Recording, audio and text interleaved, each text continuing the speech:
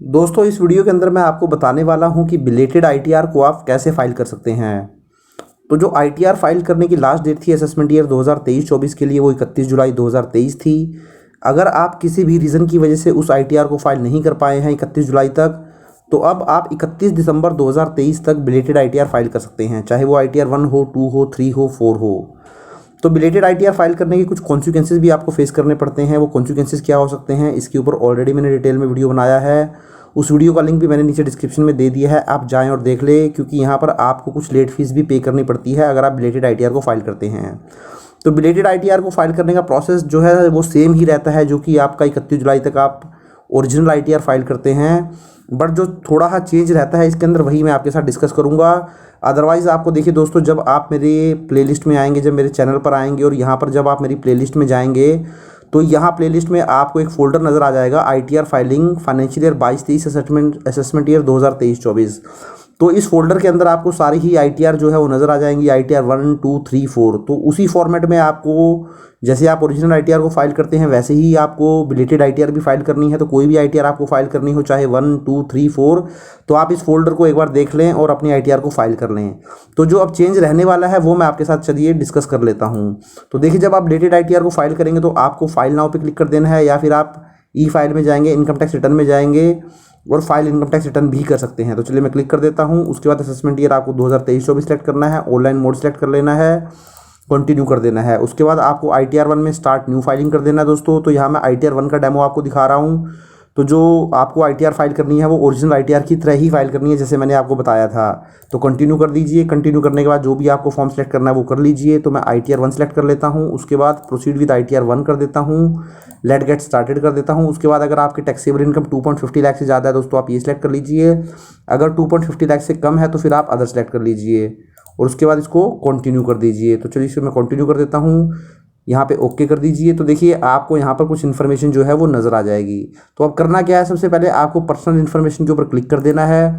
तो जैसे ही आप पर्सनल इन्फॉर्मेशन के ऊपर क्लिक करेंगे तो देखिए कुछ आपको इस तरीके से टैब नज़र आ जाएगा, प्रोफाइल नज़र आ जाएगा, कॉन्टैक्ट नज़र आ जाएगा।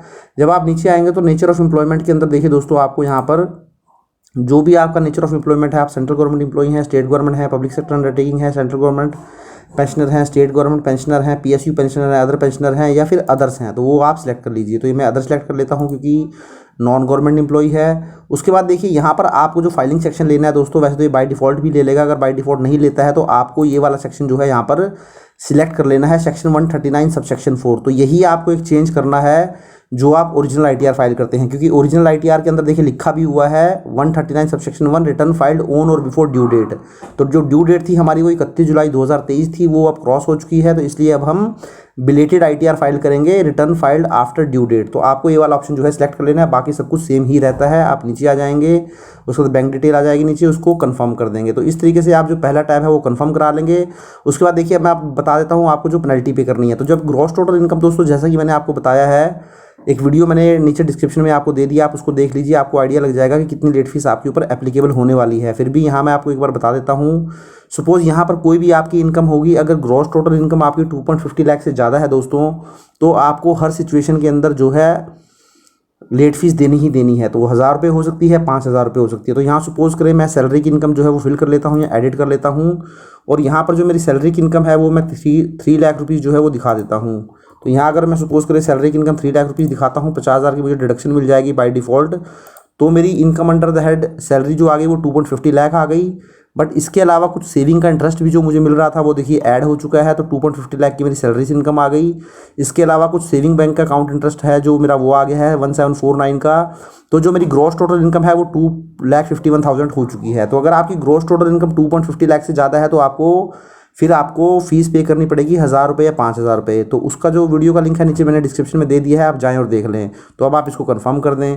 तो जब आप इसको कंफर्म कर देंगे देखिए दोस्तों, तो आप जब नीचे देखेंगे तो देखिए यहाँ पे आपको दिखा देगा टोटल टैक्स लायबिलिटी 1000 रुपीज़। तो ये जो 1000 रुपीज़ दिखा रहा है ये आपको जो लेट फीस लगी है वही दिखा रहा है। तो चलिए आपको क्या करना है, बारी बारी सारे टैब जो है वो कंफर्म करते चले जाने हैं। टोटल डिडक्शन आप कंफर्म कर दीजिए, अगर आपने कोई इन्वेस्टमेंट की है तो आप डाल सकते हैं, अदरवाइज इसको कंटिन्यू कर दीजिए।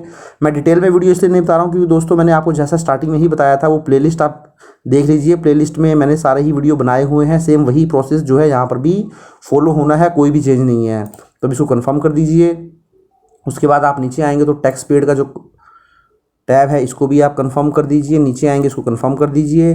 और उसके बाद देखिए लास्ट में आप दोस्तों ये जो टोटल टैक्स लायबिलिटी है 1000 रुपीज़, इसको भी कंफर्म कर दीजिए। तो देखिए यहाँ पर आपका 2,51,000 की जो आपकी टोटल इनकम थी, तो आपका जो टैक्स बना 88 रुपीज़ बना, क्योंकि आपकी इनकम 5 लाख रुपए से ज़्यादा नहीं है तो आपको टोटल ही रिबेट मिल चुकी है। अब आप नीचे आएंगे तो देखिए सेक्शन 234F के अंदर आपको 1000 रुपीज़ की लेट फीस लग गई है, यही आपकी टैक्स लायबिलिटी दिखा रहा है। तो आप इसको कन्फर्म कर दीजिए। तो देखिए जैसे ही आप इसको कंफर्म करेंगे तो यहाँ पे आप जैसे ही प्रोसीड करेंगे, अब तो जैसे ही आप प्रोसीड करेंगे तो देखिए यहाँ पर आपको बता देगा you need to make a payment of ₹1000। तो आपको क्या करना है, नीचे आना है और ये जो पे नाउ का बटन नजर आएगा दोस्तों, इसके ऊपर आपको क्लिक कर देना है। तो पे नाउ कर दीजिए, क्योंकि जब तक आप ये लेट फीस पे नहीं करेंगे तो आपकी रिटर्न जो है वो सबमिट नहीं कर पाएंगे। तो सबसे पहले आपको ये पे करनी है, तो पे नाउ के ऊपर क्लिक कर दीजिए, कंटिन्यू कर दीजिए। उसके बाद आपको बाय डिफॉल्ट ये इस पेज पर ले जाएगा, आपको कुछ नहीं करना है। Assessment year 2023-24 self assessment tax continue कर दीजिए दोस्तों। उसके बाद देखिए यहाँ पर अदर्स में आपको 1000 रुपीज़ दे देगा, उसको कंटिन्यू करना है, आपको कुछ नहीं करना है। उसके बाद देखिए आपको पेमेंट के मेथड बता देगा। तो नेट बैंकिंग में इतने सारे बैंक आपको नजर आ जाएंगे। अगर यहाँ पर आपका बैंक नजर नहीं आता तो आप अदर बैंक पे सिलेक्ट कर दीजिए। तो अदर बैंक में देखिए बाकी बचे हुए बैंक सारे आपको यहाँ पर भी नजर आ जाएंगे। या फिर आप डेबिट कार्ड से जो है वो पेमेंट कर सकते हैं दोस्तों, ये ऑप्शन आपको नजर आ जाएंगे। या फिर आप पेमेंट गेटवे में जाएंगे तो पेमेंट गेटवे में आप कोई भी ऑप्शन सेलेक्ट करेंगे, कोई भी गेटवे जो है वो सिलेक्ट कर लीजिए। सपोज करें मैं फेडरल बैंक का गेटवे चूज़ कर लेता हूँ, कंटिन्यू कर देता हूँ।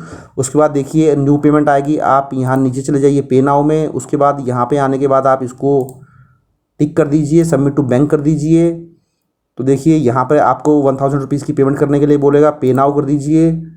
तो देखिए जैसे ही पे नाउ करेंगे तो यहाँ पर भी आपको ऑप्शन मिल जाएगा कार्ड, नेट बैंकिंग, यूपीआई। तो अगर आप यहाँ पर गूगल पे, फ़ोन पे से पेमेंट करना चाहते हैं तो वो भी पॉसिबल है। तो आप यूपीआई पे क्लिक कर दीजिए, यहाँ पे आपका जो भी एड्रेस है वो दोस्तों सबमिट कर दीजिए और पे कर दीजिए। तो आपकी पेमेंट जो है वो हो जाएगी।